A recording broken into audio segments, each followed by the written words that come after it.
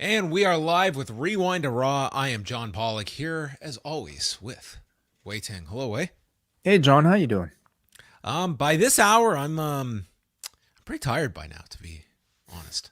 I had a really rough night last night because my daughter is currently sick, and she was up nonstop last night. So we would go in there, and it would calm her down, and then I'd leave, and she'd scream and cry. So I ended up having to pull out this. This is all the stuff you get to look forward to. I had to pull up this. It's like air mattress, and I slept on the floor, but it was broken up with her like yelling out every half hour. So if I ever fell asleep, I woke up, and then by about 4:30, she was done. She got it all out of her system, and I got to have a few hours of sleep, and then woke up and had a long day ahead of me. So I was actually okay most of the day. Now 3 hours of Raw, I am hitting that proverbial wall. But that's why you're here, Wai, to be To supply the energy. the caffeine to join me with my literal caffeine.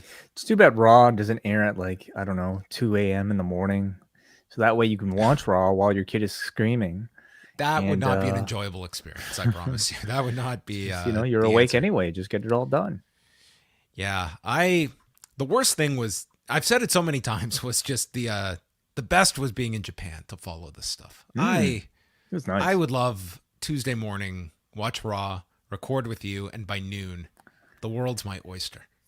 Hey man, they're opening up the borders, if you're considering a move. I mean, I'm sure you can convince your family. I don't know about that. That would probably be a tough sell. Are you looking to move anytime soon? No. No, No okay, time soon. You're I'll be locked in. staying put for a while. Yeah.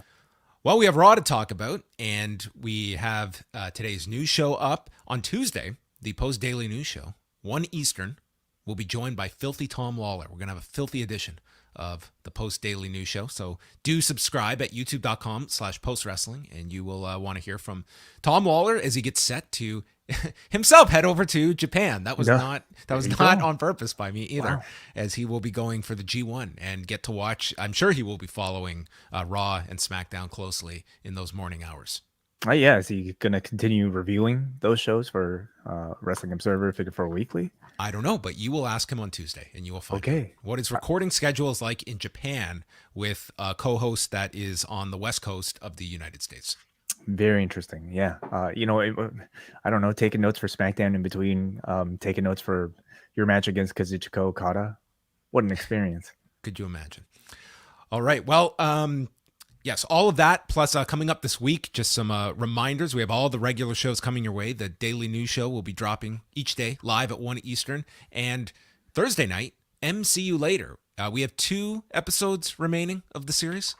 That is correct. Yeah. I believe we've got episodes 5 and 6 coming out. And then another edition of MCU Later coming out next week, or at least at some point. Yeah, I think next week, as I'll probably be talking about Thor Love and Thunder. I'm hoping WH gets to watch it sometime this weekend. So we'll deliver a bonus review at some point next week, which, so that works out because tomorrow, no Patreon bonus, but we will have the Tom Lawler interview. But then next week, I think we'll have 2 bonuses. So in addition to all the G1 coverage that's coming out mid-month as well. Yeah, I'm going to be honest. It's a quiet week. It's a relatively tame one. So give us some. As I say, quiet week. You and I are still doing 8 shows together. You're doing 9 with MCU Later. That's what we call a quiet week here at the site. And then next week we've got those reviews that Wai just mentioned, the bonus MCU Laters, and Tuesday's Rewind Away next week will feature a look at Drive to Survive Season 1. That was the updated choice of our Espresso executive producer. So how we're going to break this down is we are going to look at the first 3 episodes of Drive to Survive. If people are waiting for their jumping on point, this is it. And we'll probably have more of an overall discussion of the series and focusing on Season 1. Who are these people that we randomly talk about at the end of these podcasts that you either are engrossed by or completely despise? Yeah, I mean, I'm looking forward to it. Usually we like to keep things to professional wrestling, but in this case, I feel like there's a lot that we can pull from this, maybe parallel sport. other niche sport that we can talk about in a wrestling context. In the end, we're talking about sports storytelling, and this is one that has proven to be very effective. Yes, and at the end of the Raw review, I want to talk to Wai about the British Grand Prix. So you have been forewarned. Okay. Okay. We'll save it for the end. Hell yeah. We'll save it for the end. Raw tonight. Anything else you wanted to share? Get off your chest. Rant, rave. No, not just yet. Okay. Well, Raw tonight took place from San Diego, California at the Pechanga Arena. And I would say the most newsworthy elements of the show, I would say number one is that it would seem that John Cena is not tied to SummerSlam. Mm-hmm. Very In fact, interesting. Fury being booked in a match with Bobby Lashley, and I find that very interesting. I think the fact that Cena was not advertised for any more Raws, and I think that just given that we are so close, if Cena was going to be part of this event, I would have wanted to make it very clear after this Raw. And it was left very open-ended last week about I'm definitely going to have more matches. I just don't know when. And that seems to eliminate, in theory, a match with Austin at SummerSlam. Yeah, I mean, part of me felt like if they were going to announce anything that they would have done it last week. So the fact that they didn't, I mean, they did draw some, there was the tease, they had the interaction, but not a heavy angle or anything. And now Theory's tied to Lashley for the show. Yeah. So I don't know if it's a scheduling thing that they've got, or maybe they're saving Cena for something else. But they're gonna have to go to that stadium without him. The other notable aspect of this show, and you might have missed it, is that off the top, Ric Flair's woo has been added to the signature once again after being taken out last September when it was removed right after the Dark Side of the Ring episode. And Flair's Twitter account, I don't know if this was Flair himself, but on his Twitter account wrote, "The most hurtful moment in my entire career was losing my spot. Thank you so much for giving me back my dignity and my life." The woo off the top in the signature. Wow. Yes. Okay. I don't know what it seems to suggest. We know that Jeff Jarrett is involved in Ric Flair's last match. He is somebody who works there. WWE and Ric Flair are back working together on a documentary. So I mean, they are back in business together. And this, I mean, was, it was taken. They felt the need to take it out in September, and I guess they don't feel there's any problem adding it back now. And I wonder how many people even noticed this. If I hadn't seen Flair's tweet, I wouldn't have noticed it myself. I didn't notice personally, but yeah, I don't know. Maybe it seems to be their way of handling a lot of these situations. Let the buzz or anger and the attention die down, and then just kind of carefully move back in. So there it is. Raw itself began with Corey Graves stating that the WWE Universe is reeling from the landscape-altering Money in the Bank. Sure. Some landscaping was done. Maybe some weeds were pulled. Some hedges were trimmed. Yes. Some hedges for sure. And filling in for Jimmy Smith is Kevin Patrick. They just stated that Jimmy Smith was on vacation. And did you see, because he still does his radio show. So on the weekend, he's doing Money in the Bank, and then he's doing stuff like during International Fight Week for like Sirius XM. Busy man. Yeah. How did you think Kevin Patrick sounded? Inoffensive is how I would term it. I don't think he stood out positively in any significant way. But I don't know if he was necessarily supposed to. Personally, I'm a little surprised that they didn't go for Vic Joseph over on NXT. Here's another person who is very seasoned in this position. And instead they opted to use the backstage interviewer. Yeah, it was an interesting call going with Kevin Patrick, but he didn't really. I think you hit it on the head. Didn't stand out to me all that positively or negatively. He was fine, like filled the role, completely satisfactory. Yeah.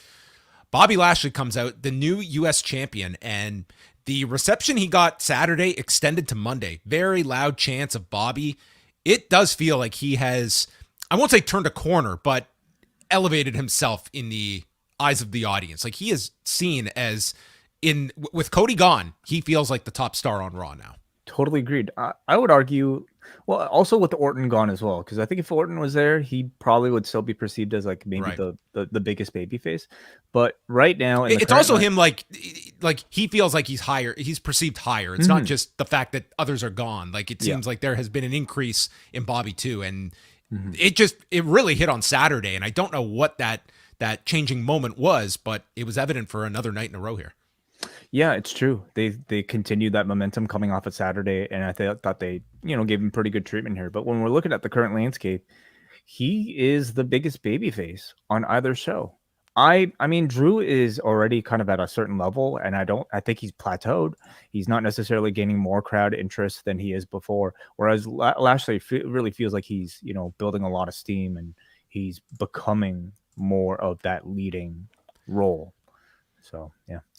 The most noteworthy thing is that he said it's the man that makes the title, not the other way around, and there is no other man in any division or promotion that can beat me for this title. And when he said other promotion, this fan base, ooh. And out came Tomohiro Ishii. That's Thomas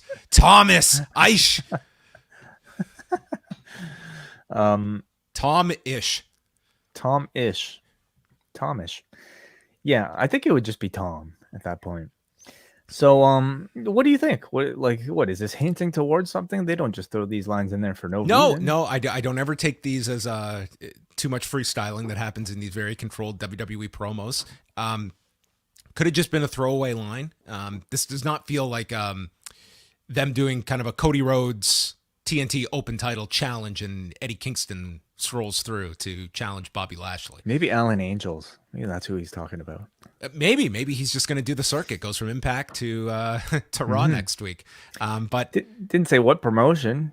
Could be, I don't. GCW, could be Bellator. It could be a Bellator? fighter. Yeah, Sure. Could be a boxer. Maybe Kayla Harrison walks in. Battle of American Top Team, by connective tissue. Instead, crossing that forbidden line is Theory, who comes out and calls himself Mr. Headline. Mr. Headline. Yeah, not as good of a ring. Shirts that's going to sell. Just have like a newspaper and it reads Mr. Headline. I think it should be a headband that says Mr. Headline, don't you think? Yeah. Nothing says a future main event star than that nickname. Lashley, he says, won the title, but everyone's talking about the youngest Money in the Bank winner ever, and compares himself to Michael Jordan and Tom Brady, shining in the clutch, and says he has been granted a rematch at SummerSlam for the title. And then, so this is our fun tagline that we're going to have to hear for the next month for Lesnar and Reigns, who he calls the match, one last time, one last match, last man standing, Roman Reigns against Brock Lesnar. I am so excited to hear everyone butcher this and get it all jumbled up, and one last match, one first time, first last man standing. What a mouthful this is going to be. And everyone is going to have to refer to it like this over the next month, especially these poor announcers. I imagine Jimmy Smith is on vacation right now on some beach somewhere, just like repeating in his head constantly. One last match, one last time. No, it's one last time first, I'm then sorry. one last match. Damn it. You're I'd be fired already. You're gone. Stay on vacation, Jimmy. Yeah, I love it. They probably have it written down in the corner, okay? Taped up on the desk on the monitor somewhere. So he says that whoever is left standing is going A-Town down at SummerSlam. So he's going to leave with every championship he can get, the U.S. title, the Undisputed Championship. And then Lashley says, if you make it to SummerSlam. And then Theory tosses the case to Lashley and attacks him with it. But Lashley makes his comeback with an elbow and slams Theory. And they would be involved in a 6-man tag later on in the show. Yeah. So yeah, like you mentioned, the big surprise is that Theory is not going to face John Cena at SummerSlam, and instead we're doing this rematch, and it'll be I feel like a relatively straightforward one to book, in my opinion. Theory has the Money in the Bank, which I think for the WWE means you can lose as many times as they can. I think this would be more intriguing if the briefcase was on the line, because so many more people take Lashley in that role. Like the idea of him going after Reigns or Lesnar, but I do not think that is the direction they're headed. Briefcase for the championship. Yeah. Yeah. Well, I mean, ultimately coming out off the match, I would imagine they still want to keep those two things separate. You know, Lashley with the U.S. title and Theory with the briefcase. So I feel like there's enough interest in at least the idea that Theory wants to be the supreme champion by winning, you know, the Undisputed Championship and the U.S. Championship. But remember, this was the geek that got F5'd off the top of a pod by Brock Lesnar at Elimination Chamber. Wasn't Theory he was just the punching bag for Lesnar in that match. Yeah. And now we've got to sell this guy as the threat. Well, listen, that's what the briefcase is, right? You know, it's the shortcut for the guys who might be the geek who can talk really loud, and they can conceivably win and become champion through these shortcuts. So it's not the worst, like, for a heel, but you know, they definitely have their work cut out for them. Like his presence is automatically going to sound bigger because he'll be given more TV time. There will be more stakes attached to his actions because he seems to be next in line. But can the audience, you know, change the way that they view him? I'm not really sure. Lashley, though, you know, like we talked about, I thought his voice sounded a little bit different too. He delivered like essentially the show's opening address and really played up like the 4th of July representation on the show. So it really felt like he was, again, playing like the franchise player, you know. Referenced his time in the Army as well. Like they played that up with him and Montez Ford later as well. So. Yeah. So despite, you know, the U.S. title really not meaning much, I would say this would be a case where like the winners, the guy holding it, his stock is higher than the belt itself. Megan Morant is with the Mysterios, and they are asked about the Judgment Day's comments last week, and she goes to ask Ray and Dominic, "I've got this. What Finn said last week was not just disgraceful, but very disrespectful. And there's no one I would rather learn than mi jefe." Very nice. Yes. And Ray notes that they did become the first father-son duo to win the tag title. So I must be doing something right. And mentioned it has been 10 years since he's been back here in his hometown and the first time Dominic has wrestled in San Diego. That's really How has it been surprising. 10 years? Like, I know he was gone from WWE for a long time in there, but I mean, he's been, even pandemic taken into account, like he's been back for years in this company. So he re-debuted during the pandemic, is that right? No. He was back in like, remember he did All In. So that's like Labor Day 2018. And then he comes back to WWE sometime after that, late 18, early 19. I'm honestly surprised he never wrestled San Diego in that time, you know, and that they haven't gone back to San Diego until now.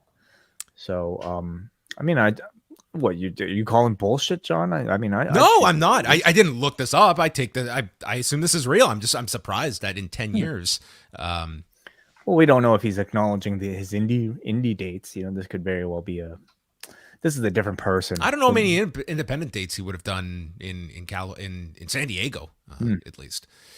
So it's Ray and Dominic against Finn Balor and Damian Priest, and Balor is in his new black leather tights with a like purple towel, like he was Ivory. Remember, she always had that purple thing that was always hanging out of her gear. Sure. Okay. Yeah. I imagine that's the inspiration. This was a look. This is a guy. I mean, you know, you're 40. Let's move into tights from trunks. Can skip a leg day here and there. I mean, I don't know if he needs to hide much. You know, the guy with abs like that. Yeah, sure, maybe he wants to.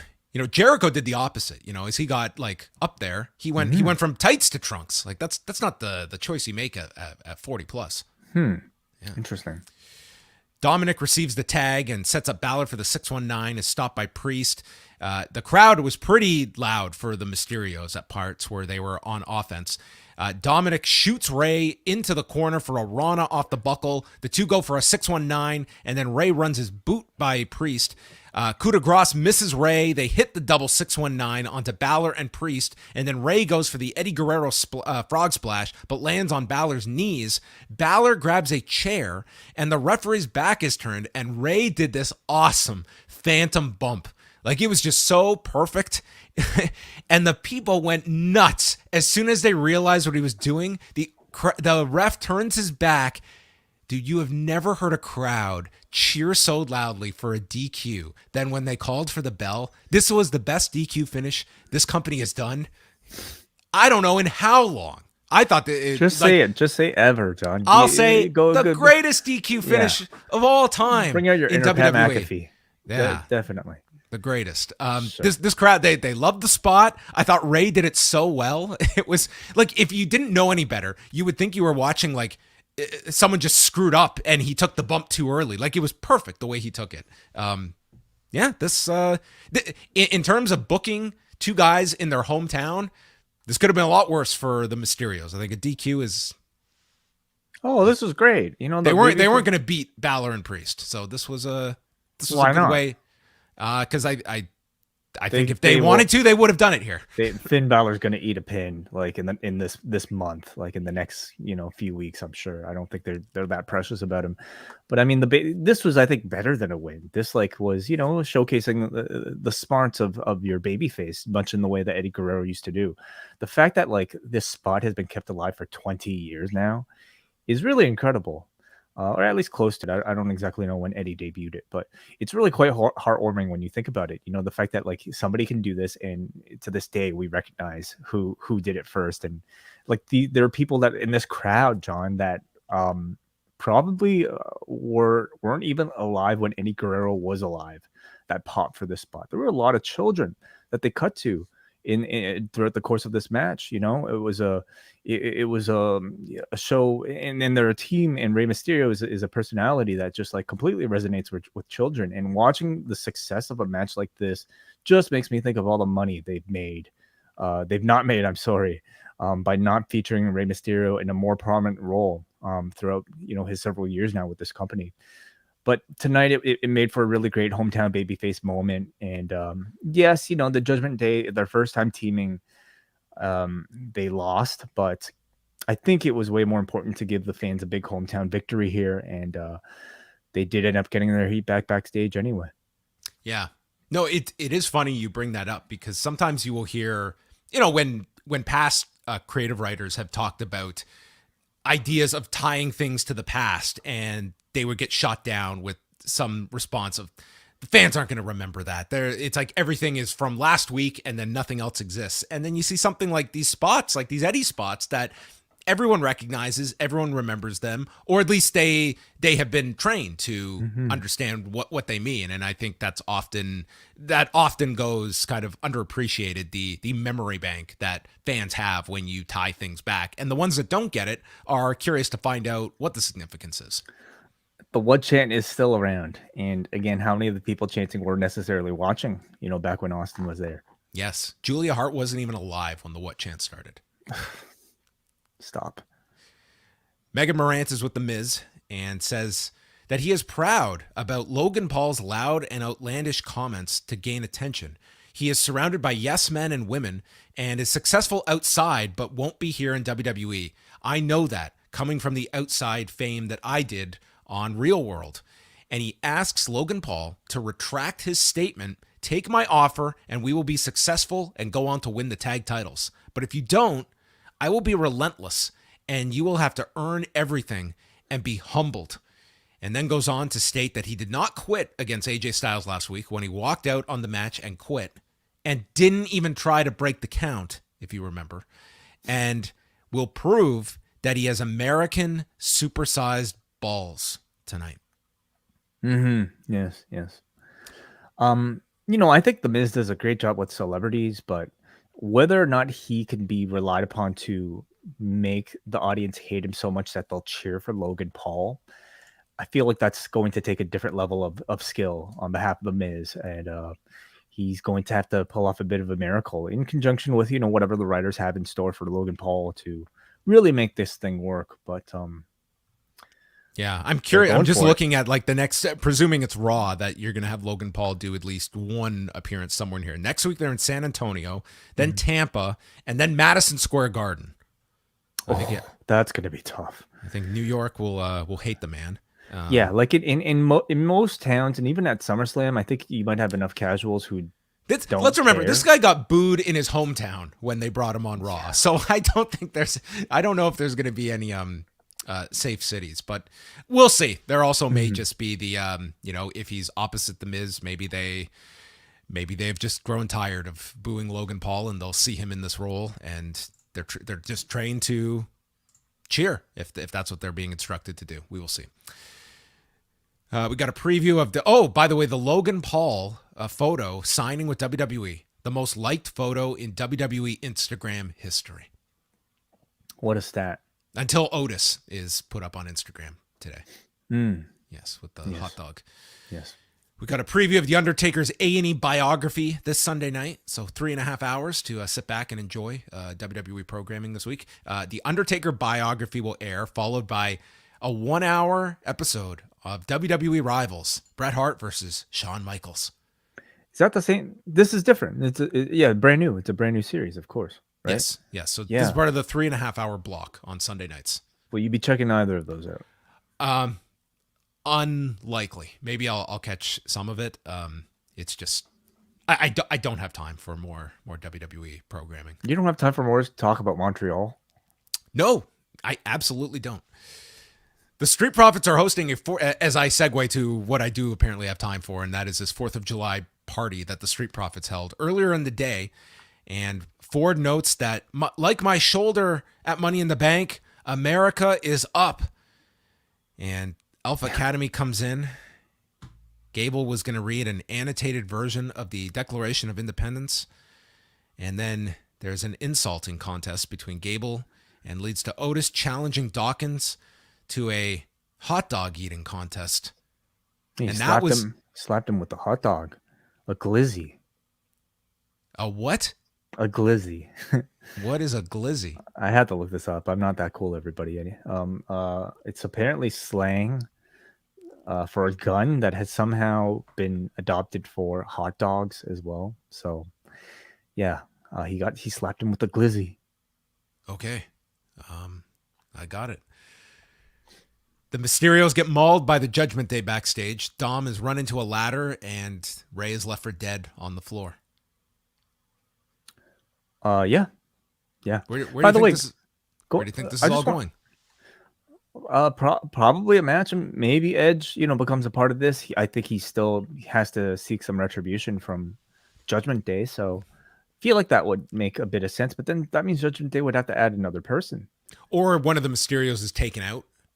Yeah. It'd probably be Ray. I think that is possible. Man. Yeah. That would suck. Yeah. I mean, he was the one they focused on at the end being laid out on the floor. Like you had the big zoom in on him. That's possible. And he's got that Latino Heat thing inside the little vignette, and we just saw Ray do an Eddie spot. I don't know. Could there be some Eddie Guerrero invoking here in this feud? I wonder. But by the way, going back to the Street Profits thing, absolutely zero sign of any dissent or miscommunication between these two whatsoever. They like each other enough to throw on a barbecue. Come on, that's good. That's good. That if that doesn't show a close-knit friendship, I don't know what does. I actually thought it was pretty disappointing, the follow-up to this match that was treated like this all-time classic on Saturday, and outside of the shoulder reference, like there was like instead they were just I don't know. I just thought that sometimes when you have a big match, you've got to treat it like a big deal coming out of it, because it's just gone, forgotten. They did mention it on commentary with I think it was Graves or one of the commentators saying many people considered this match last night the best match of the show, and they did give the Street Profits like a big babyface win on this episode of Raw. So I wouldn't say they did nothing, right? I just thought this to me, I think more of the focus should have been on kind of that match and where they're going at. Like they did bring up the shoulder, so it's not like they did nothing here. Yeah, I was just less enamored. They had a hot dog eating contest. Come on. Yeah, a hot Dawkins eating contest. Mysterios, right. Mysterios are dead in the back, and then we go to AJ Styles and The Miz, our rematch from last week. Pretty bare bones match. We saw Miz sending AJ to the floor, and then AJ comes back after taking a DDT, he gets his boot up in the corner and hit the phenomenal forearm and just won the match like that.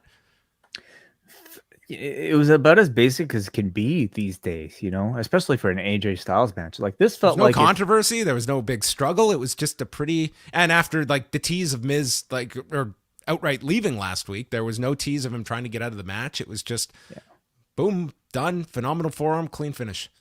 I suppose it's their way of showing that in a fair fight, Miz can't win, and therefore it makes Ciampa's role that much more significant.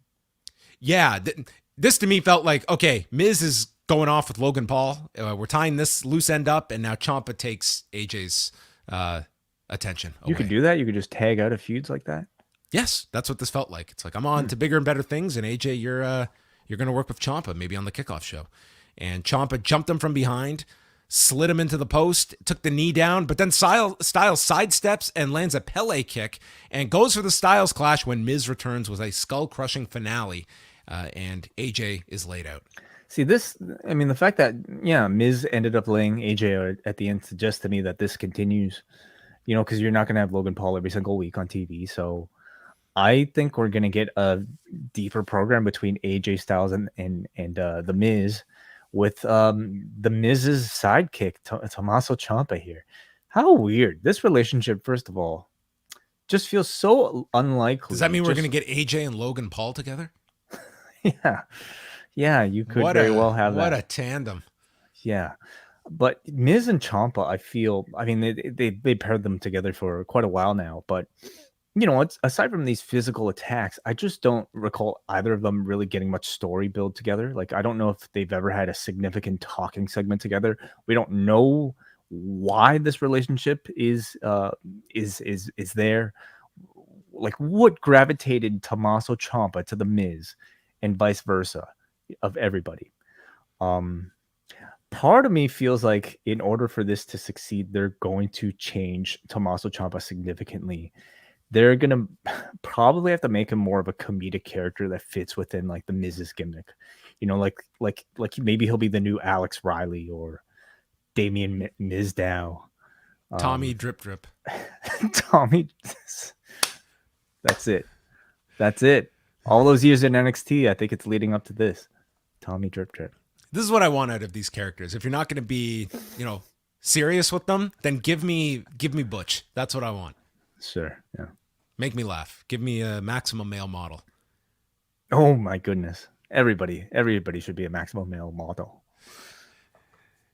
Liv Morgan comes out with the SmackDown women's title, and dude, this woman was happy to be the women's champion. Okay?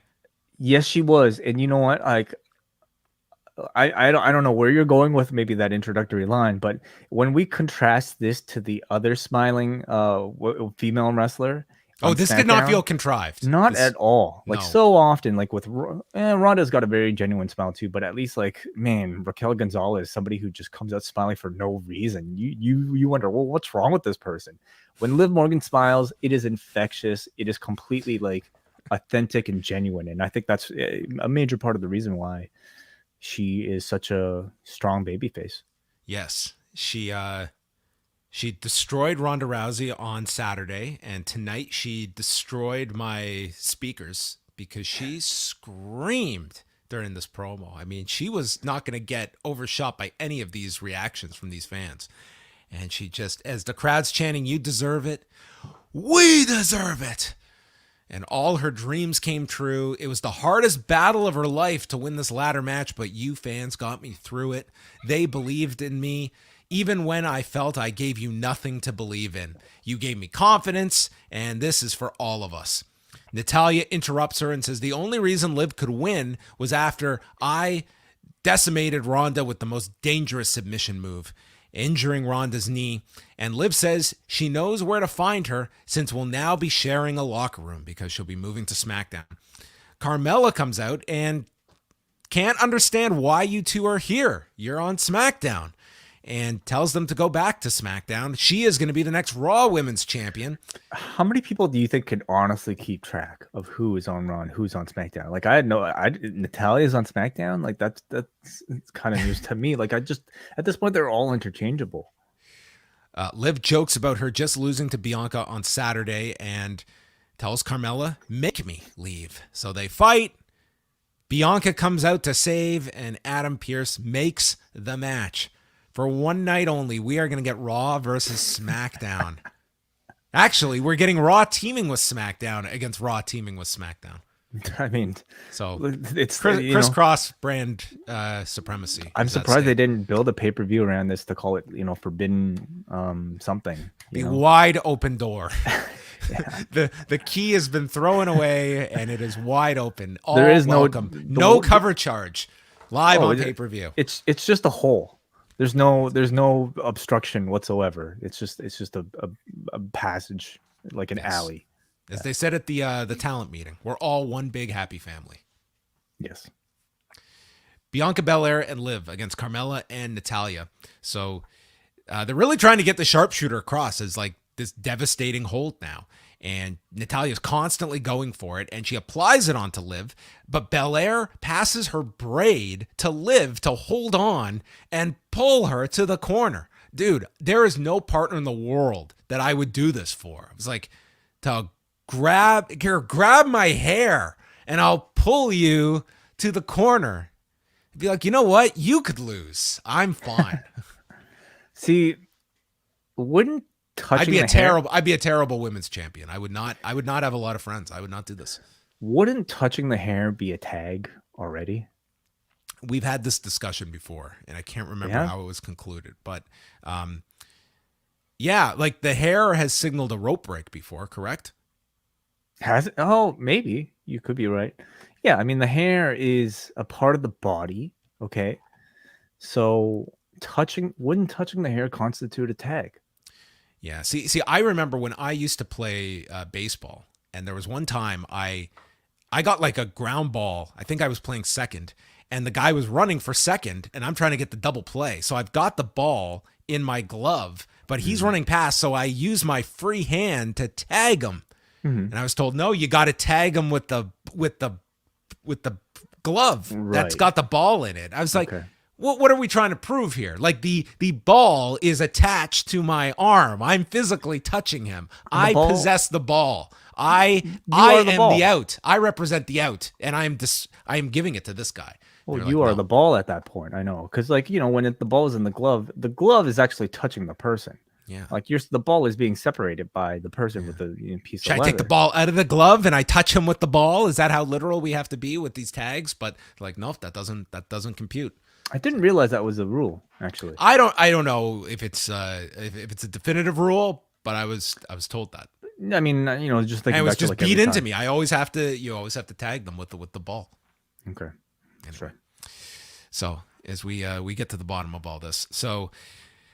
Carmella is in control of Bellaire, and then Bellaire gets sent shoulder first into the post by Carmella, and then knocked down by Liv from the ring, and Liv stops a sharpshooter as she had knocked down Carmella on the floor, hits Oblivion, pinning Natalya. So Liv vanquishes Natalya, so that sets up nothing for SmackDown. Well, I mean, she beat him in a tag capacity, so I think we still have the singles match.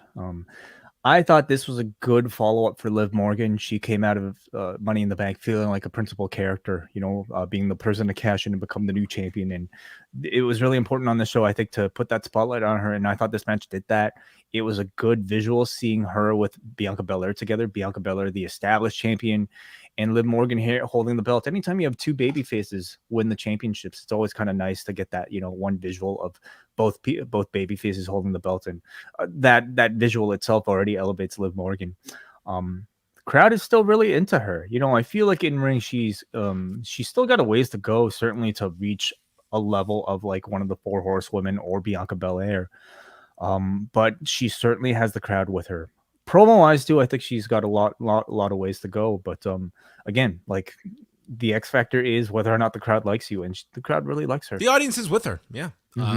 They did note Roman Reigns and Ronda Rousey are advertised for SmackDown on Friday, so I guess you can shoot your angle with Ronda and where you're going with. Do you still feel like that's the match that they're doing, Ronda versus Liv?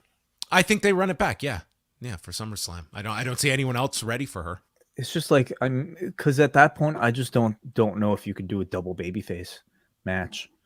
Maybe that's not the goal. Maybe that's Yeah, the idea. That's because Ronda Liv maybe. is so well liked and Ronda really is like hit and miss depending on the town. That I don't know if they would have any choice but to turn Ronda in Yeah, that pairing. like you have to figure Ronda is in a prominent match at SummerSlam, and who's she going to be paired with? Like Liv to me is the only the one that's ready for her. Veer is at the barbecue.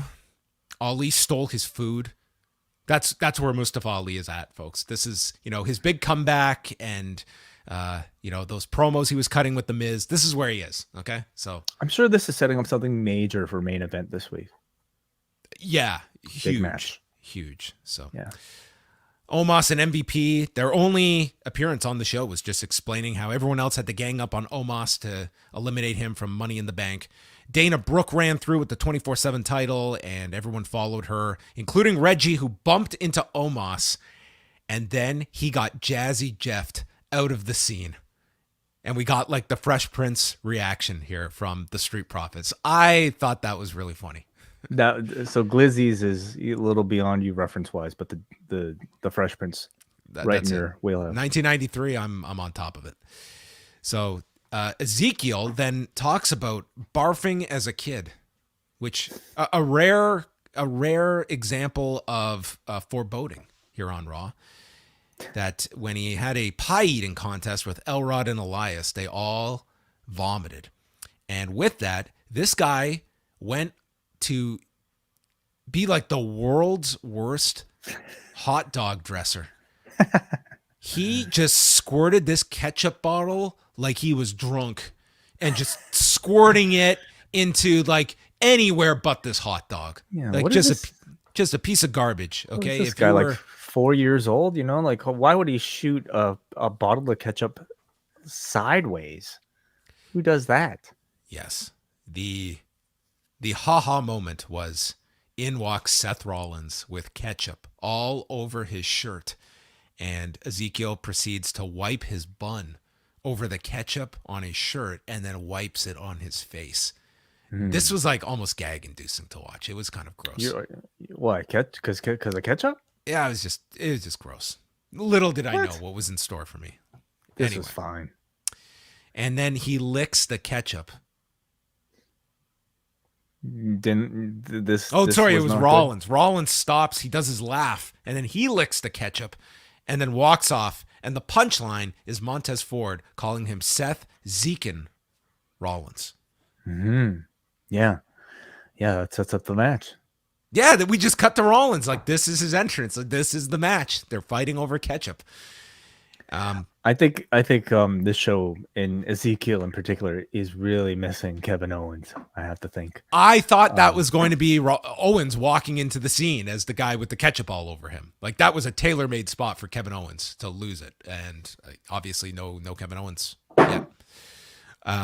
By the way, if you're watching in Canada, they run the local ads for the shows they're running in Canada in August. So they ran one for August 20th in Kingston, Ontario, and they're still just running Seth freaking Rollins versus Cody Rhodes. We would have to really speed up the recovery timeline. I would imagine so. I did not peg Kingston, Ontario live event to be the big return. You would think they a month they've had to update these, but maybe it's not a priority for them to have Cody Rhodes still advertised for these shows. Yeah, sometimes when it comes to the local ads, I don't exactly know what the communication is like, because I don't imagine Vince is in charge of or Kevin Dunn even is in charge of those things, and might come down to Sportsnet. And I mean, they're shooting these things with Scott Stanford just in New York. They just do all the different markets with Scott Stanford. And would this one have been shot that far back? I mean, this was just a generic board with the voiceover, right, promoting the match. No, they should probably get on that. They should probably fix that. The Edge vignette ran several times, just the same one from Money in the Bank that I think everyone connected the dots to since Saturday. Rollins versus Ezekiel, and this was an interesting match to watch because Ezekiel was very aggressive from the beginning and ended up being a match where Rollins gave Ezekiel 90% of the match, and it was built around Ezekiel just attacking him, hitting, splashing him from behind, spine buster. Rollins came off the top into a flying knee, and it was constant kickouts by Rollins, and then he is spun around on Ezekiel's shoulders into a sit-out powerbomb. Then we get several inside cradles. Ezekiel still can't get him. Rollins catches him with a rolling elbow, and as Ezekiel goes for a backslide, Rollins kicks out, rolling out of it, perfect position for a stomp, and he beats Ezekiel. But gave Ezekiel a ton in this match. Maybe some of it is just, simply due to the stylistic differences, where I think Zeke has proven to be a pretty interesting, like entertaining power wrestler, and Rollins is Seth Rollins, right? I think the goal ultimately was just to have a good match and to maybe make Ezekiel look good in the process. I thought these two were working really hard, and I thought the result was actually pretty good, but the crowd reaction was, to me, the crowd was really down for a lot Zeke. of the end. I even sensed it. Especially by the third hour. Like I thought the audience was just not really into this, but I thought the wrestling was fine in this. Yeah, I mean, it's Seth Rollins, but I think this really showed how important Kevin Owens has been for the Ezekiel thing, because this was, Seth Rollins is a great heel, but like he doesn't this hot dog skit backstage was not enough to draw a good amount of heat for this. And Ezekiel, aside from not being able to qualify for Money in the Bank, and this week, in a bit of a nothing match against Rollins, I thought this match kind of exposed how necessary Kevin Owens is to Ezekiel's success, because you didn't have that crowd support for him at all in this match.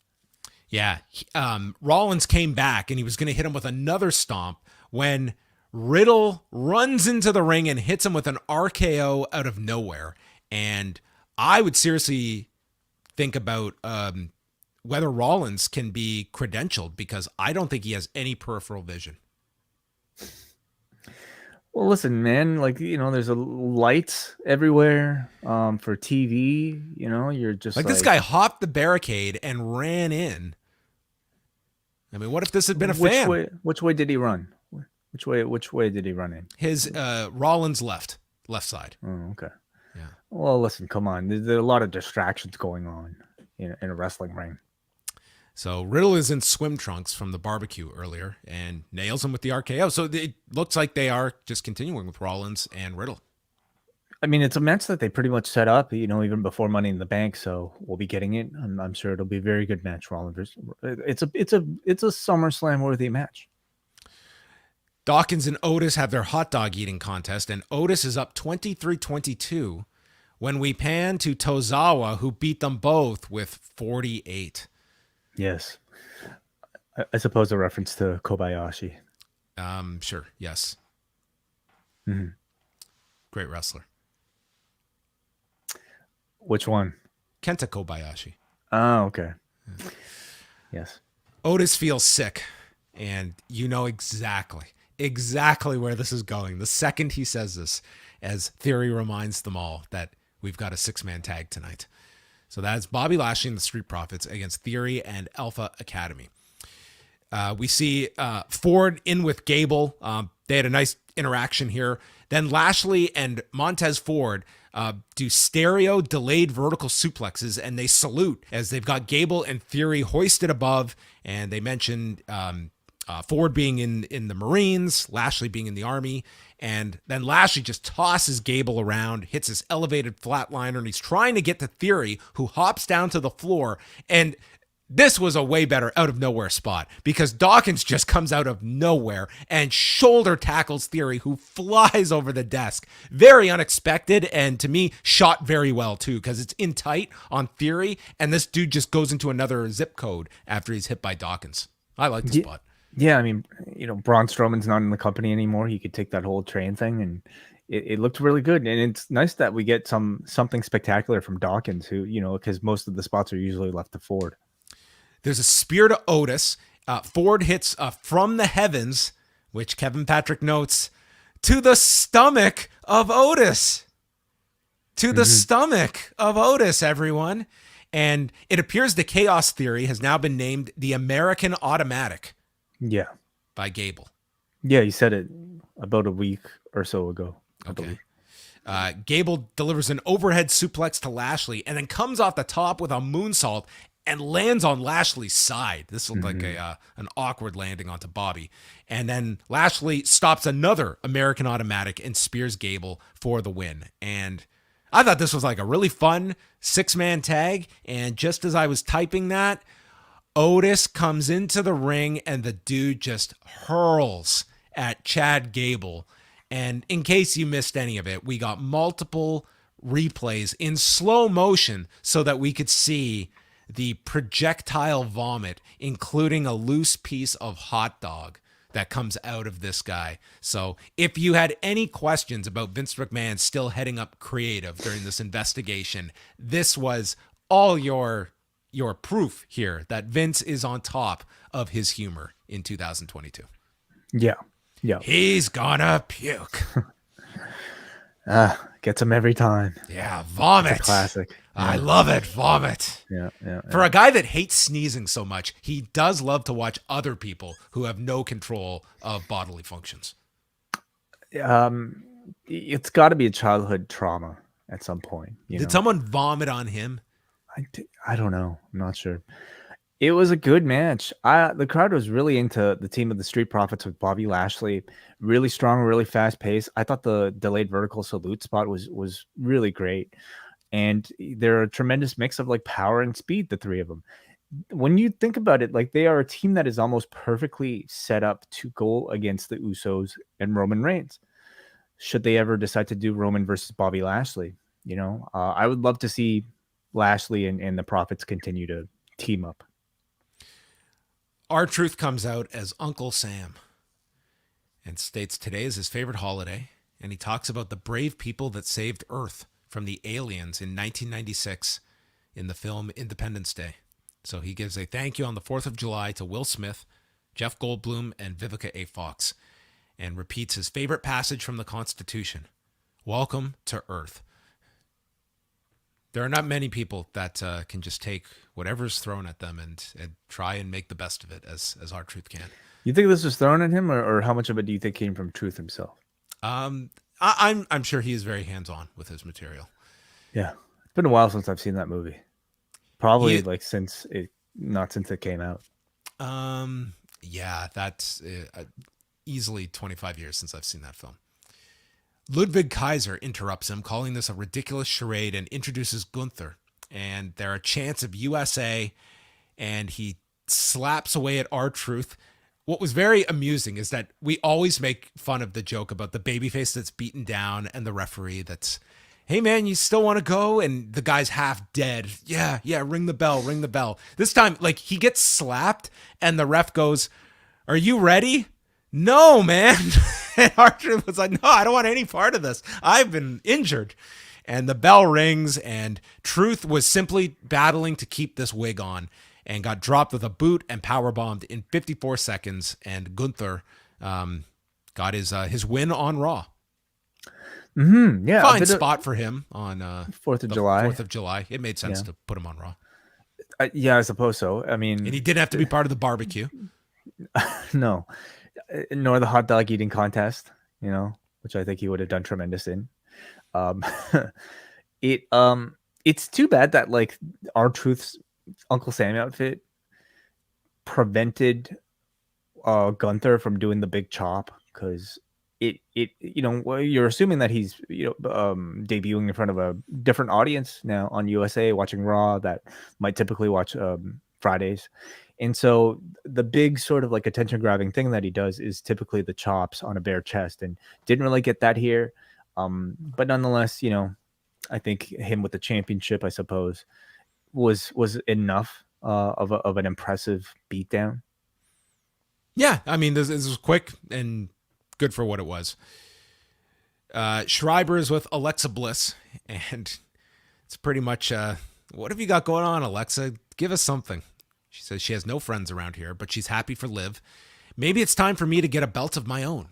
And she wants to take on Bianca Belaire. And Asuka enters, says, I'm going to beat Becky and become the next champion. And Alexa just stood there. She wants to carry something around other than just Lily. Well, how about a Capital One WWE credit card? That could balance out Lily in one hand. Yes, balance. Yes.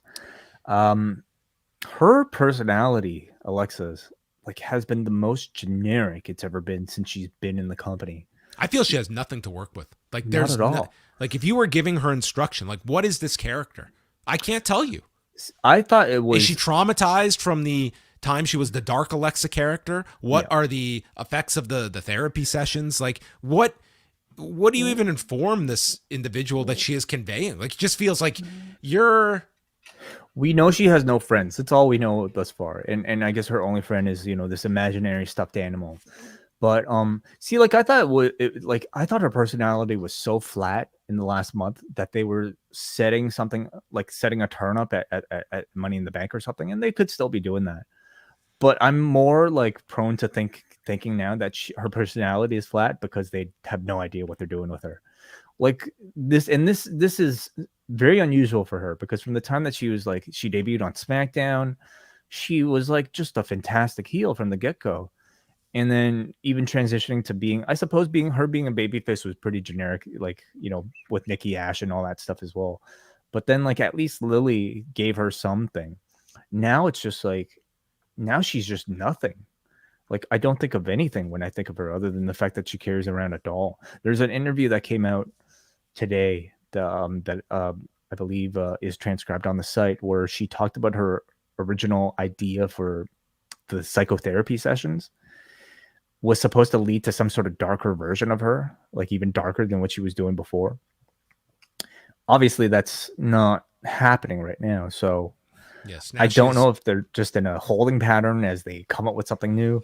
Sorry, it's not on the site. I read it somewhere else. Apologies, I don't have the source right now. But anyway, well, that's the latest with Alexa Bliss. And the main event, no holds barred match between Asuka and Becky Lynch. You can only win by pinfall or submission. And we have chairs ringside that Becky has set up. And this was kind of just like a toned down hardcore match, but they tried to maximize the use out of the weapons instead of just nonstop weapon shots. So we see a hip attack to a chair, sending Becky and Asuka through the barricade. That sets up the break. Crowds chanting for tables. Asuka superplexes Becky off the top onto a series of chairs, and then puts a trash can over top Becky, and she's repeatedly striking it with kicks, spinning back fist, and then hits a missile drop kick to Becky, who's underneath the trash can, leading to Corey referring to Asuka as Asuka the Grouch. pretty good. That's Wow, not bad. I like it. Especially if it was at the top of his head. A table is brought into the ring. Becky takes over, and then Asuka goes under the ring, brings out an umbrella, and then she goes to whack Becky with the umbrella, who grabs it from her, puts the umbrella, opens it, and semi-blocks the mist, which still gets a lot of green mist on her face. Okay, fine, but in the eyes though, not in the eyes, right? I guess not. It just got around her eyes. So anyway, they battle on the turnbuckle, and it ends with a manhandle slam through the table, and Becky wins as they put over that her slump might be over, and Becky yells, "I'm back." Yeah, yeah. So I mean, I think clearly building towards Becky versus Bianca at SummerSlam, giving her a number of wins. Maybe Alexa is next, or maybe Alexa I gets could see another role. Becky just beating Alexa to set up the match, the way they did Yeah, that segment earlier. yeah, yeah. I mean, it's also possible that they could always make it a three-way. By the way, that quote from Alexa was from the Out of Character podcast with Ryan Satin. So anyway, so building Becky back up. She's back. The match was good. Lots of chaos, lots of activity. Very different from their last matches. So I think SummerSlam is already shaping up. Yeah, this was the 4th of July edition of Raw. The ratings are delayed this week because of the holiday. So Tuesday, we'll get the Smackdown and Rampage numbers, and probably the UFC ones from Saturday as well, because they were on ESPN and ABC. And then Raw will be out on Wednesday. So we will see how this does. Last year, it was their least watched episode of Raw on record, excluding the shows on Sci-Fi. So they really got hurt last year coming out of 4th of July weekend. So being on the actual holiday itself, I would say if it's a very low number, that would be the factor. But you were coming off a pay-per-view. There were several newsworthy items coming out of Saturday, so we will see if that curbs any of the erosion. But yes, they have set up SummerSlam. We got a barbecue. We got Gunther. A puke on we the got show. vomit. I mean, you checked off a lot of boxes on Monday. Everything you can ask for, everything you want in a sports entertainment 3-hour spectacle. We got some super chats here to get to before we get to some of our feedback in the forum. The first of which, a $20 super chat from Scott Bagley. Thank you so much for the support, Scott, at that level. He says, 10 years this month of WWE Monday Night Raw going 3 hours an episode. Do you think they had always planned to go 10 years? No one I know likes the WWE Raw anymore. I always prefer your recaps. Thanks. Well, listen, these 3-hour Raws have been a boon for our podcast over the years. So we thank you, Scott.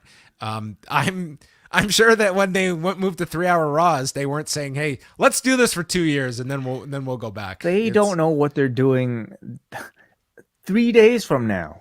Okay. And so often they don't know what they're doing 3 hours from the afternoon that they're supposed to do a show. So I don't think they have that much foresight when it comes to what they were doing. They'll be doing 10 years from now.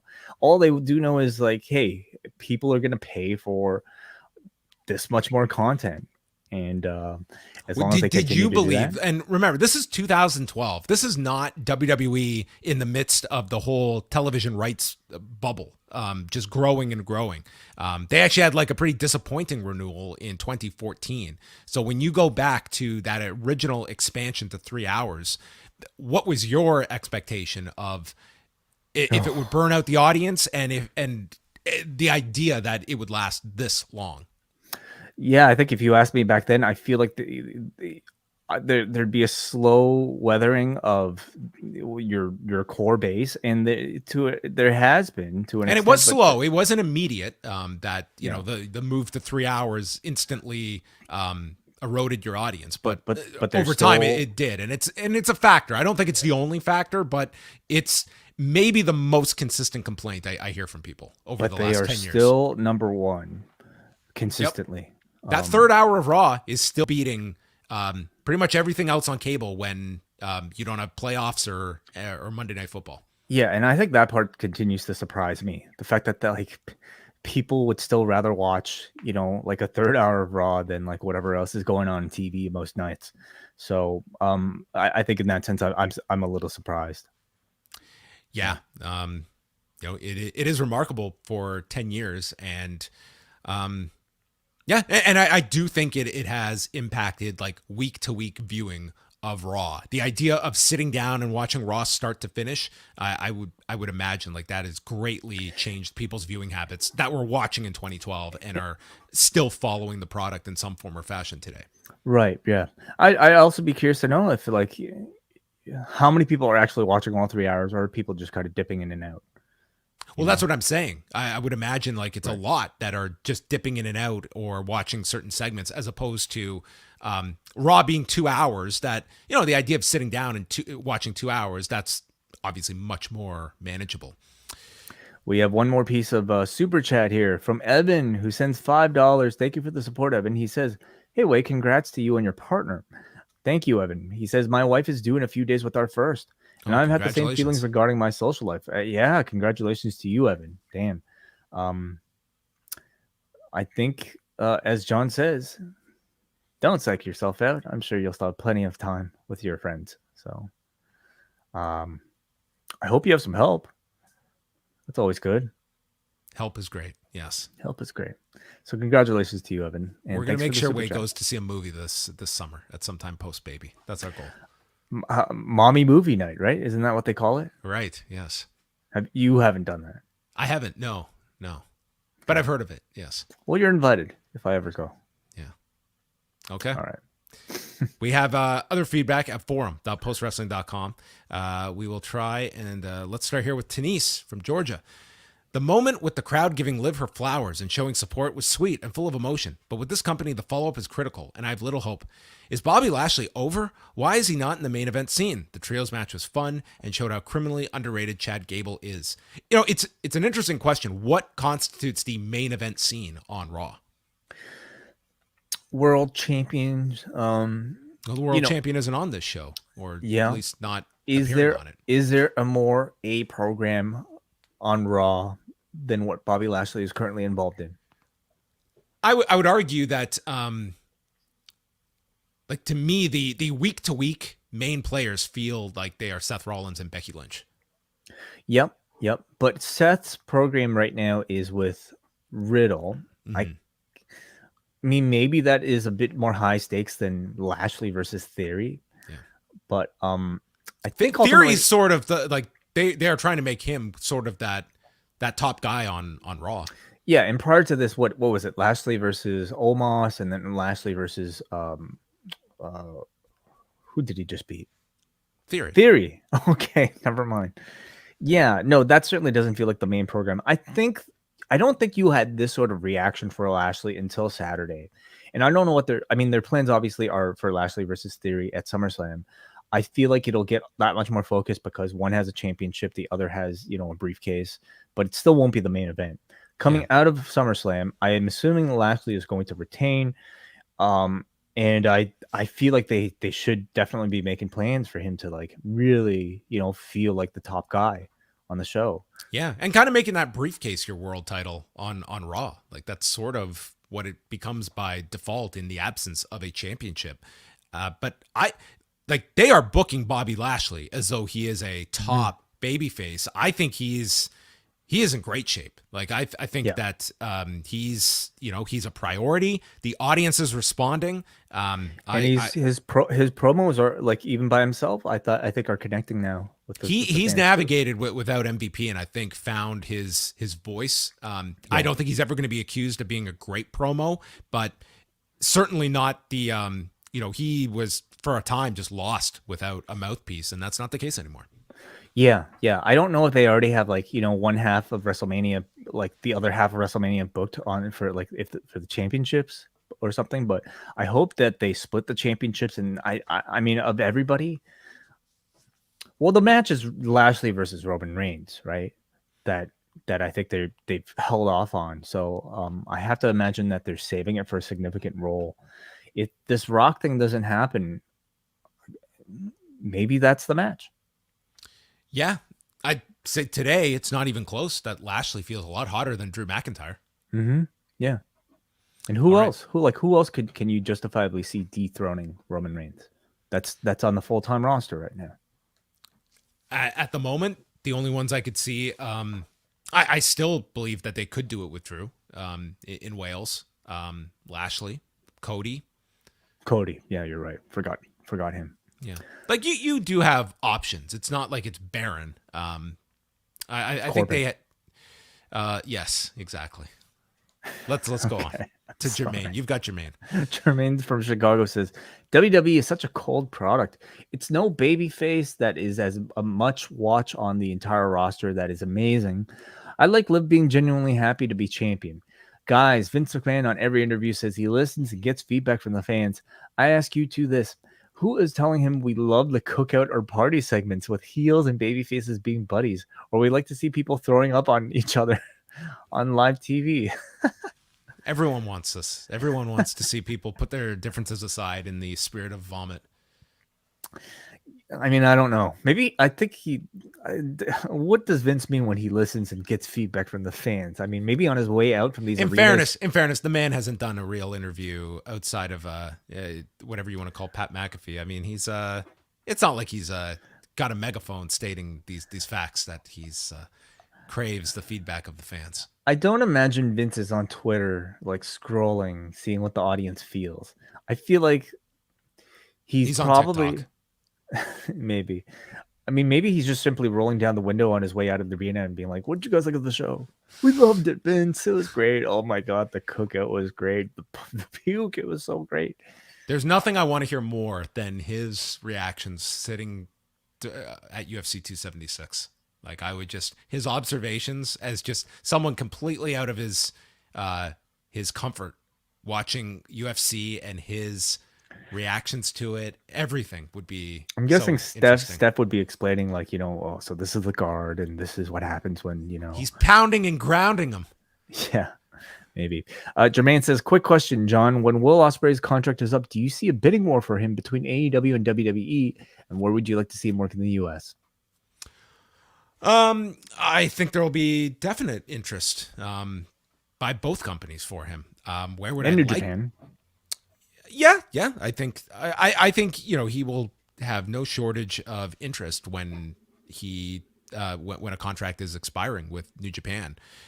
I seriously, I could see him in either company. I know AEW seems like an easy one. He has said in the past that he has had no interest in going to WWE, but that to me, none of that is ever set in stone. Where you feel like at 25 could be drastically different than your life circumstances at 30, where that becomes a goal, where that becomes an environment that you think you could excel in. And ultimately, like the highest earning potential is WWE. So I certainly would not discount WWE as an option down the line for him. He is still young enough that, he is going to go through many, many different philosophies in his career and what he wants to do.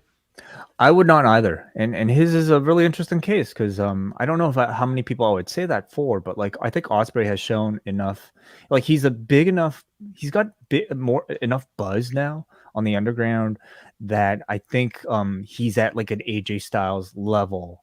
Whenever AJ went to the WWE, that I can see, or a Cody Rhodes level, I think to some people. Yeah, he would be comparable, I think, in terms of getting that kind of reaction. If he came in. The moment he came in, I mean, he is like the type of exceptional talent that I could see them like treating him like a main event star from the jump. I think his talking is like good enough for a WWE setting, and I could see them looking at him much in the same way like they're looking at Cody as like a bit of a win over AEW if they were able to sign him that, and AEW wasn't. And we're also talking about AEW now, where TV time is not the easiest to come by, even if you're Will Ospreay. So like if you're somebody like him, you have to honestly look at it and think, well, I'm going to have the better matches in AEW, but where am I going to get more TV time? Where am I going to get the greater exposure? And where am I going to make the most money? And AEW will still be there for him whenever he's done with one company. Yeah, when a lot of these bigger names come up, it's going to be interesting to see what their tactic is when it comes to length of contract. Because as the company, you would probably want as long a term as you could get. And for many of these guys, the value is shorter contract, like 3 years as opposed to 5, because as rights fees continue to escalate, in theory, there should be a larger pool whenever these contracts come up that they will have access to just create bidding wars. Like when Jericho's contract comes due, I believe both sides are going to be very interested in, signing him and Jericho doing one more big contract in his year. And you'd be crazy to not think that he's going to, play the two off of one another, and he'll be in a great position when his deal's up. 100%. And he should be thanking himself for helping create that competition, right? Like this was the whole point. This was the whole point of the game, was for these people to have more options, and it coincides with these companies in theory having their largest television contracts ever, so there should be more money at their disposal than ever to sign whatever talent they want. And that's a great win for those that have contracts coming up in the next few years. He's extended his career by like a good decade plus, by spending some time in this other place and then becoming hot enough so that he can go back and get another big run from the WWE, presumably, if he wanted to. And we do not have the same sort of age bias in WWE. I would not say that so definitively for the female side. I think there still is something to that with the age factor. But for the men, I mean, look at some of the names we're talking about. A Bobby Lashley or an AJ Styles. You don't have an age bias, but you have a size bias. There is. But I don't think Jericho falls prey to that. And I don't think that was a factor in Vince kind of just letting him walk at a certain point was the age. And I don't think that they would have that same aversion now. So I would say if you don't have an age, they don't have an age bias if you look like Bobby Lashley. They don't have an age bias if you if you look like somebody that Vince likes. if you're Rey Mysterio and if you're small and you're, north of 40, there is a little bit at least of an age bias. Yeah, but I would also say that Jericho doing one more run in WWE, he's not coming in to be your world champion. I would say he's coming in and you're probably working around, a year or two and some big matches. And I don't know if you would necessarily be looking at him to be a weekly character either. That it's not the idea that we are, putting this guy in a top position, but sort of like your featured guy that can show up and he's a big deal to the crowd. So it's sort of like an Edge. Like Edge is not the guy that they are putting the title on and building everything around, but he is treated as a star. And when he shows up, it's you can certainly look at the Edge. Edge is another one too. Like when his deal comes up, like what he's going to want to do. And I wouldn't necessarily call this whole comeback a home run with Edge, but he is still seen at a certain level, both by the company and by the audience. And I would see Jericho being very similar. Agreed. Next one here is from Evan. Raw was fine, skippable but fine. The wrestling was good. They've really done well with Matt Riddle. He's over with the crowd as a babyface, and Riddle and Rollins should be an excellent match. Where is Kevin Owens? Still out for the time being and wasn't back tonight, so no update beyond that. Undisclosed injury. Yeah, that seems to be what's going around, and I mean they stated as much on Smackdown last week that he was physically unable to compete on Friday, but that's about it. Hopefully it's not anything serious and that he's back soon, because it's a big gap when you don't have him on Raw on Mondays. I need to see Elrod. This Elrod thing has been pushed back week after week now. Yeah, they're holding off on that. Okay, well, thanks everybody for your feedback. Before we go, we won't go too long here, but Wai, how much of the British Grand Prix did you get to see on Sunday? Because this to me was my favorite race this season. And I feel very weird stating that, and everyone's just raving. It's like, oh, the drama. And I guess because you should explain like what happened here at the beginning of this race for those that did not see it. So there was like in the opening seconds before they even completed the first lap right off of the starting grid. This is like not even the first turn. Like this is just the immediate start of the race. And like anytime, I'm assuming it's not that unusual to like have the craziest things, because everybody's packed in, when you're starting off, and everybody's just like sprinting right off the bat. So you get a lot of, often collisions and things like that. And this was a big one where Zhou Guan Yu from Alfa Romeo, it was something I hate like getting shit wrong, because I know like there are people that are so much more knowledgeable than me. But anyway, something happened that resulted in him basically his car flipping over and skidding on the top of the car for a really, really long distance before hitting a barricade, flipping again, tossing several times, and then being stuck between a fence and a barricade. Yeah. A really, really horrifying crash, especially in the because you could see it right there. I was watching it live, and in the background, you just see this car fly upside down, and it's just skidding across. Yeah. And I was just horrified seeing this. And I also I have not watched a race where there's been something so serious where I'm watching it live. You've seen the documenting of it on the series, but to watch it live and how the broadcast handles this, they're not going to break. They're obviously not showing any of it. And they're almost like reluctant to even reference it. And they're almost like they're speaking with like this calming sense that it's not an emergency. Because they were so, because I tuned in late. I totally fucked up because I tried to stay up for this thing. It was not happening. I ended up sleeping. From the night before? Yeah. This was like a 9 a.m. race. Well, yeah. I mean, my schedule, John, That's crazy. I was up, and then I didn't want to sleep 5 hours and then try to wake back up for it. So I tried to stay up for it, ended up making it to 1 hour before, and I just clocked out. So I just I was so groggy. I tuned into the race a lot, 5 minutes late. And 5 minutes late, you missed everything. So I'm trying to watch this broadcast thinking, well, what happened here? Why is it not started? Why is it why do they have their helmets off, and why are they chilling in the paddock? And I was almost confused because they never showed a replay. They never really talked about it. So I had to go online to look for the videos myself. But obviously, I think this comes from experience, because at this point, they don't know if this person is dead. And if this person had passed away, then they were not going to, show the thing. So they were waiting for confirmation that he was okay, and thank goodness he was. He walked away, But dude. Like, they did not have that update immediately. oh Like it yeah, was yeah. like you see George Russell, who's involved in this too, and it's a bunch of cars that are affected by this that were involved in the collisions. And George Russell gets out of his car and you just see him run off screen because at first it had.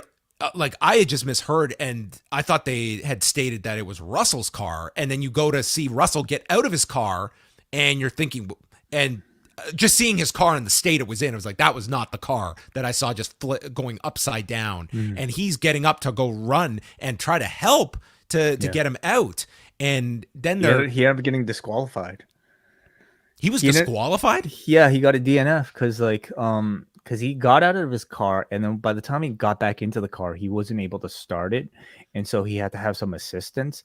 And the rule is, if you have any assistance, then you are disqualified. So it was really bullshit. Like everybody feels terrible for him. If he just sat in his car and didn't didn't show any concern for his fellow driver, he might have still been able to do it. It's a stupid bullshit rule, but anyway, so yeah, he lost because of that. So it's a long delay before, it's almost an hour before they restart the race, and then thankfully he's okay, he's taken to a medical facility and then later discharged, and they're just heaping praise on the Halo, which I admittedly have not done a whole lot of research into until this crash.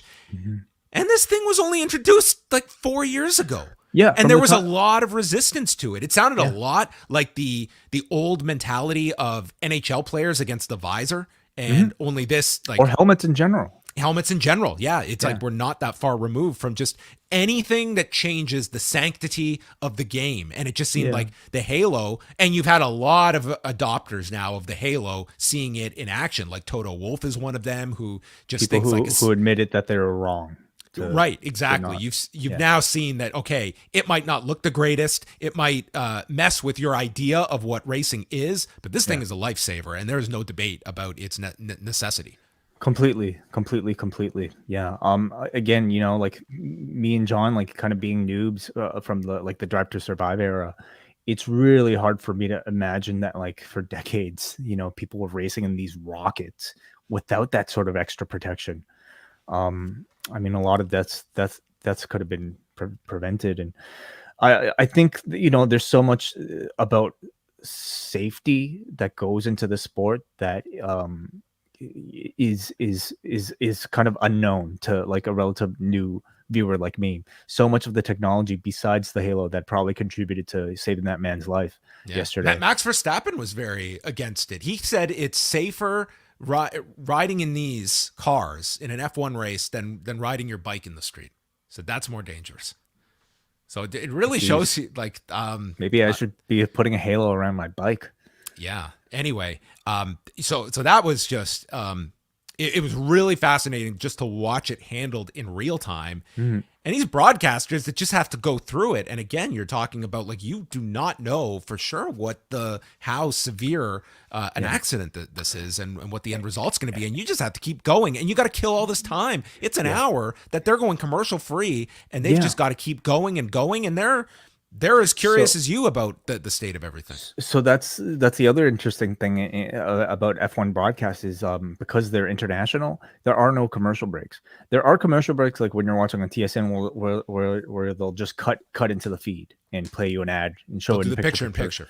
I wonder if like ESPN probably does something similar, but the commentators are going internationally, for back home, and they at that point it's just filling time, but they're so incredibly compelling and so good at their jobs. I mean, especially in a scenario like this, the coverage is so great. Like, I can't imagine the number of cameras that are there where you'll get to see people like like talking to each other in the paddock, like all the drivers just kind of getting ready. Like I found it pretty interesting personally, just to kind of see like what they do in between. Like, you see like drivers just kind of like joking around, like as they're just getting ready for the race. They might be eating.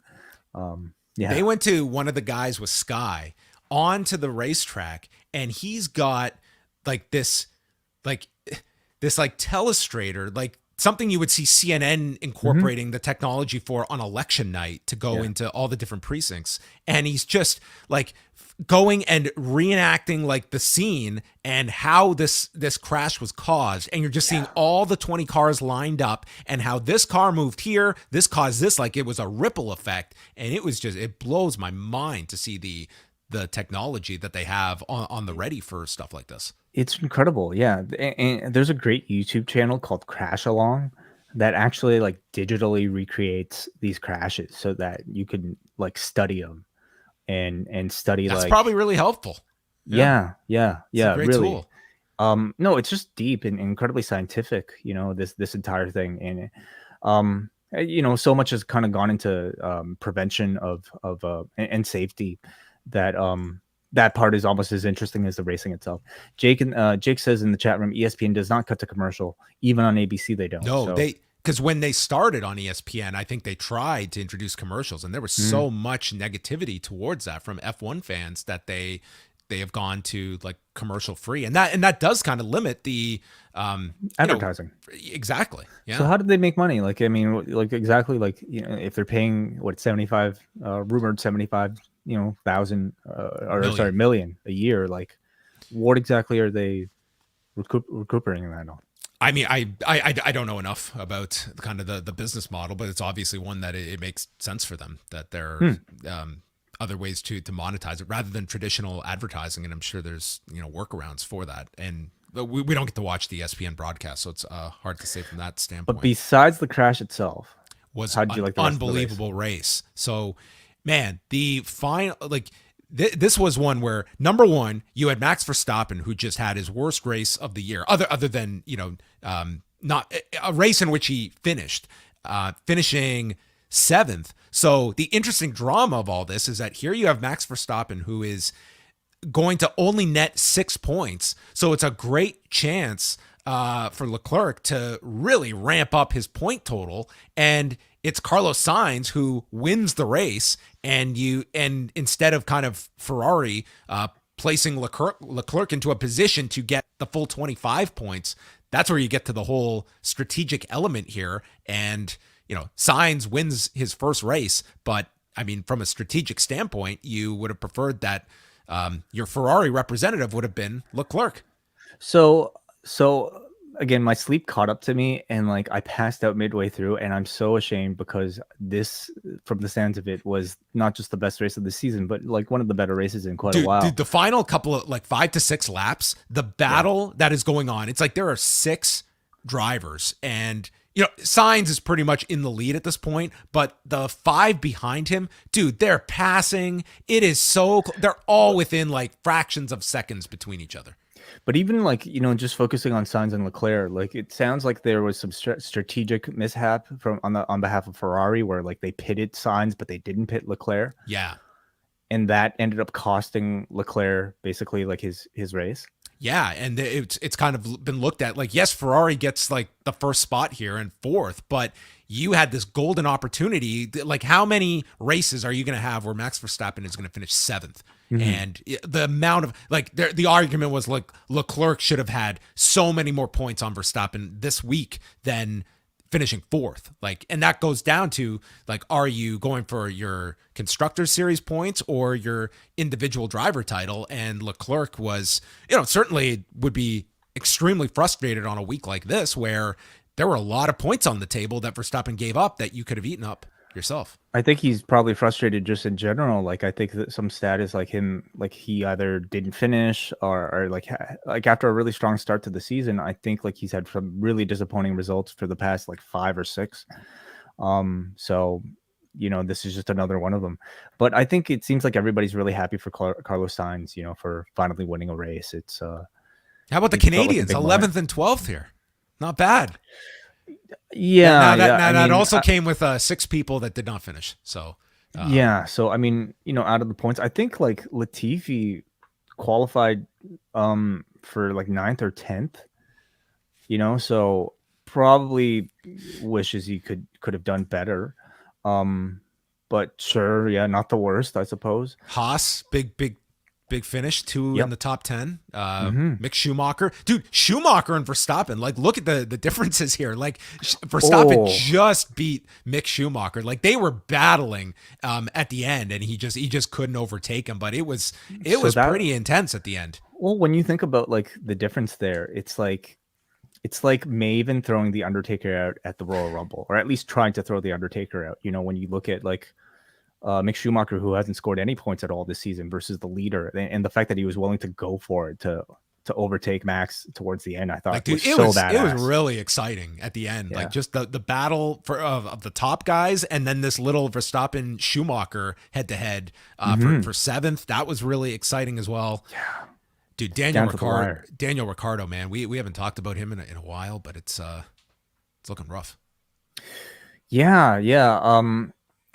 I mean, there's been a lot of talk about like McLaren possibly replacing him. I believe like his contract states that like it's up to him if he wants to leave, and I think he's at least there for another year. But he like in many ways is sort of like the poster child for Drive to Survive. Like episode 1, as we'll be talking about, kind of like focuses on him, and so he's got the biggest personality, I would say, among a lot of the drivers. So, but he might be somebody, you know, without a seat in a couple of years. So we'll see.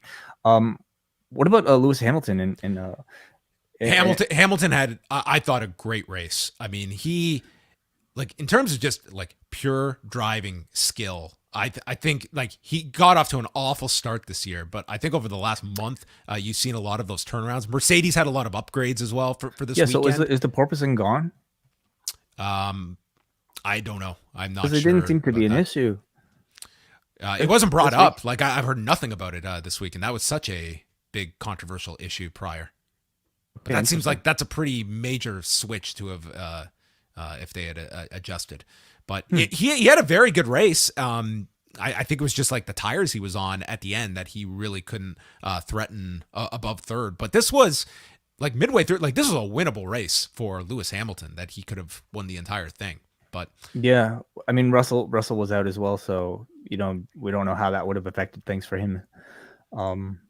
But it sounded really exciting with like a lot of different players, you know, like this was my favorite race of the season. I just thought the race itself, I mean, thankfully, you know, the beginning, it didn't have a terrible ending to it, but in terms of the race, I mean, you got an excellent one. Are you like familiar with the tracks now? Like, do you when you're watching the race, do you like kind of like study the corners or anything like that? Like, I wouldn't say too intently. I'm starting to learn the tracks a bit more, and what drivers seem to gravitate, or certain drivers rather gravitate towards. But I wouldn't say I have kind of an expert knowledge of them. No, me neither. But like every time a new race comes up, I at least like, you know, it takes some time to like look at the track and to like Nico Rosberg has like these great like walkthroughs on YouTube where he'll take you like kind of through corner to corner. But I love that like they all have their own identity, and like Silverstone is like the one that's been around the longest. So you know, when we have that kind of like in pro wrestling where I don't know, MSG or Korakuen Hall, like, or the ECW Arena, these are like legendary buildings. But that's what I always loved about Fenway Park. Watching baseball, I would equate it to that like here, like the stadium presents a challenge that is not like, it's not like a cookie cutter ballpark. It's not just visually different, you know. In pro wrestling, it's just like, I mean, the ring's the ring, you know, and everything else is just kind of you know, aesthetic. In racing, it's the game is different depending on where you're playing. So, and every track seems to have its own identity, which seems like a lot of fun. Yeah. So this weekend, it's the Australian Grand Prix. This schedule they hold. Austrian. Is it Austrian? Yeah. Austria and Vienna. Oh, okay. I've got a Red Bull Ring. Oh, you're right. Never mind. Or maybe not. It's not Vienna. It's Spielberg. Styria. All right. Yeah, I was just saying, like, this schedule, especially the back-to-back weekends, that's intense. It's a lot of travel, yeah, for the crew, for the journalists, you know, for everybody. It's a ton, man. This is like it's a very significant undertaking. This is what, like February to November. That's why they get that little intermission in between. It's barely a break you get from. How much is it? Like a month or something? Like the Abu Dhabi is like late November, and then I meant midsummer. They get a little intermission midsummer as well. Yeah, that's right. So this weekend, they've got the Austrian Grand Prix, then the 24th, the 31st, and then they get pretty much all of August off, and then they come back August 28th. So you're right, they get almost like 4 weeks in August. So good for them. They deserve it. This is like intense just to follow. I can imagine doing this. But it's so manageable. It's so manageable. Like Gunther though. Steiner, this guy just lives out of a suitcase, probably going city to city. He's just grinding it. It's intense, I'm sure, for people that are involved, but like for a viewer, it's so easy. Like it's a commitment. Like it's 2 hours every 1.5 weeks. You know, it's not 3 hours every Monday or every week even. Yeah. Well, there you have it. Those are our thoughts on the British Grand Prix. So next Tuesday, we're going to be chatting about season 1 of Drive to Survive for Post Wrestling Cafe members. So look out for that next Tuesday on the Cafe. I'm looking forward to it. It should be fun. Me too. Yeah. So I want to hear feedback. A lot of you guys have actually reached out talking about like how you've been longtime fans and willing to share your insights. So thank you. Like if maybe it'll come to a point where we'll want to do this more regularly, and it'd be fun to talk to some people that are more knowledgeable about it than we are. I only have one dream guest. You know who it is. Gunther Steiner. Toto. The man. Dude, Toto would be awesome. Yeah, absolutely. It was interesting. I was listening to Richard Deitch's podcast, and they were talking about the new media rights deal with one of the reporters from the Sports Business Journal. And one of the big appealing factors for F1, it's like they have just cracking the US has been such a gigantic goal for them forever that Richard Deitch was noting, like when he was with the Fan here in Toronto, that when they were seeking out people from F1, they said like outside of Lewis Hamilton, pretty much anyone you want, they would make available. Like they were very good with getting you whoever you wanted because they understand that. And I think it goes to the philosophy of the Netflix show of maybe not the initial sign off from everyone, but making as much access as possible and the drivers and the companies understanding that, because it requires the buy-in from them that, yes, I'll make myself available for a radio interview here or a television interview there. It's like, and I'm sure there are many competing politics, but there is enough of that kind of groundswell of we are trying to break into this market, and it's going to help everybody by having that expansion. It's also a sport like built on sponsorships, right? And you would assume any sort of exposure that way. And look at all the American companies that you see now represented on these races. Like it's all like over. Google, yeah, like big companies. Like Paramount is all over it. It's it just seems like such a rich area of sponsorship. It's a very capitalist sport. Yes. It very much is, as are we. I mean, pure capitalists at the end of the day. So that is going to wrap it up. Thanks to everybody for tuning into Rewind to Raw. I said this would be a short discussion. We went pretty long, but we get passionate about the Grand Prix. Okay, that's it. We'll be back Tuesday. Tom Lawler, 1 Eastern, here on the YouTube channel. So we will speak with you then. And thank you for listening and watching Rewind to Raw.